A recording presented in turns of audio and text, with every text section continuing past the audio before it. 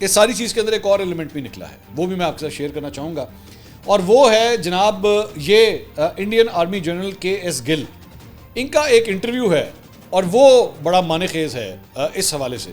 اور وہ اپنے اس انٹرویو میں کیا کہتے ہیں، انہوں نے کہا کہ سن 2000 میں آج سے 25 سال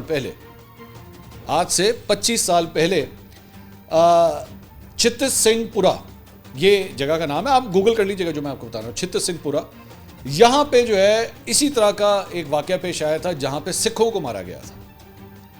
اور اس وقت کیا ہوا تھا، اس وقت بل کلنٹن انڈیا آ رہا تھا، بالکل آنے والا تھا، تو تب یہ واقعہ جو ہے اس طرح کا پیش آیا تھا. تو یہ پہلے بھی مطلب یہاں پہ امریکن وائس پریزیڈنٹ آیا ہوا تھا، اور اس سے پہلے آج سے 25 سال پہلے بالکل بل کلنٹن آنے والا تھا، تو تب دہشت گردی کا ایک واقعہ ہو گیا.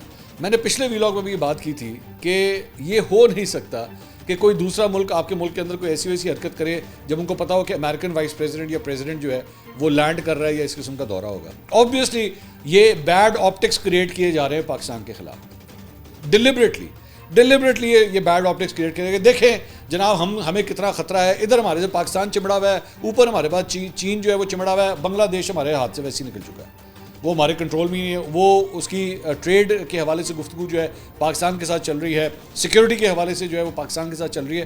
تو انڈیا نے پھر جانا کدھر ہے؟ تو آخر میں وہی پتہ ہے جو ہمیشہ سے استعمال کرتے آئے ہیں کہ جناب دہشت گردی، جناب ہمارے خلاف دہشت گردی ہو گئی. بندے کا پتہ کچھ نہیں ہے، بندے کا کچھ نہیں پتہ.